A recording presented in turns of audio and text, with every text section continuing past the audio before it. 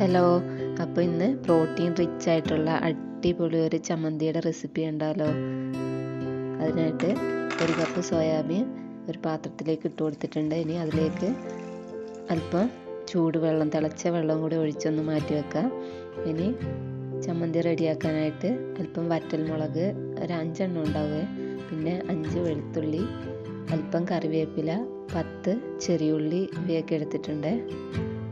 അങ്ങനെ ഇതാ സോയാബീൻ കുതിർന്ന് വന്നിട്ടുണ്ട്. ഇനി അതൊന്ന് പിഴിഞ്ഞ് മാറ്റിയെടുക്കുക. ഇനി ഒരു പാനിലേക്ക് ഇപ്പം വെളിച്ചെണ്ണ ഒഴിച്ചു കൊടുത്തതിന് ശേഷം ചെറിയുള്ളി ഇട്ട് കൊടുക്കാം. അതൊന്ന് വറുത്ത് കോരിയെടുക്കണേ നന്നായിട്ട്. ഇനി അതിൻ്റെ കൂടെ തന്നെ വെളുത്തുള്ളിയും കൂടെ ചേർത്ത് കൊടുക്കുന്നുണ്ട്. ഇനി അത് രണ്ടും നന്നായിട്ടൊന്ന് വറുത്തെടുക്കുക.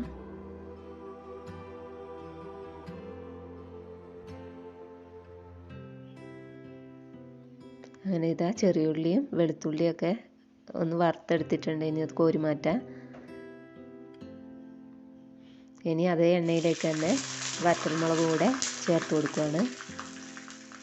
അങ്ങനെ ഇതാ വറ്റൽമുളകും കളറൊക്കെ മാറി വന്നിട്ടുണ്ട്. ഇനി അതും കോരി മാറ്റാം. അതേ എണ്ണയിലേക്ക് തന്നെ കറിവേപ്പിലയും കൂടെ ചേർത്ത് ഫ്രൈ ചെയ്തെടുക്കാം.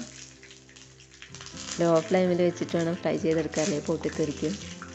അങ്ങനെ ഇതാ കറിവേപ്പിലയും വറുത്തെടുത്തിട്ടുണ്ട്. ഇനി അതിലേക്ക് കഴുകി മാറ്റി വെച്ച സോയാബീൻ ഇട്ട് കൊടുക്കുക. അതൊന്ന് ഫ്രൈ ചെയ്തെടുക്കണേ.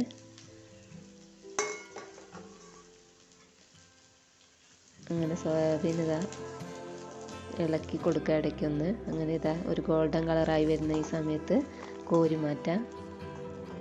ഇനി അതേ പാനിലേക്ക് അല്പം വെളിച്ചെണ്ണ കൂടി ഒഴിച്ചിട്ട് അല്പം കടലപ്പരിപ്പ് കൂടി ഇട്ട് ഒന്ന് വറുത്ത് കോരിയെടുക്കുക.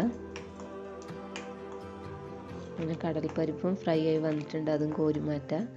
ഇനി വറുത്തെടുത്ത എല്ലാ ഐറ്റംസും കൂടെ മിക്സിയുടെ ജാറിലേക്ക് ഇട്ട് കൊടുക്കുക. ഇനി അതിലേക്ക് അല്പം വാളംപുളിയും കൂടെ ചേർത്ത് കൊടുക്കുക. ആവശ്യത്തിന് ഉപ്പ് കൂടെ ചേർത്ത് കൊടുക്കുക.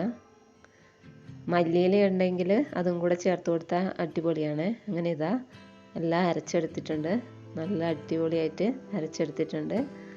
കണ്ടില്ലേ, അടിപൊളി സോയാബീൻ വെച്ചിട്ടുള്ള ചമ്മന്തി റെഡി ആയിട്ടുണ്ട്. ചോറിൻ്റെ കൂടെ ഇത് മാത്രം മതി. പ്രോട്ടീൻ അടങ്ങിയ അടിപൊളിയാണ്. മല്ലിയിലയൊക്കെ ചേർക്കുകയാണെങ്കിൽ ഒന്നുകൂടെ ബെറ്ററാണ്. അപ്പോൾ ഇന്നത്തെ റെസിപ്പി ഇഷ്ടമായി സപ്പോർട്ട് ചെയ്യാൻ മറക്കല്ല.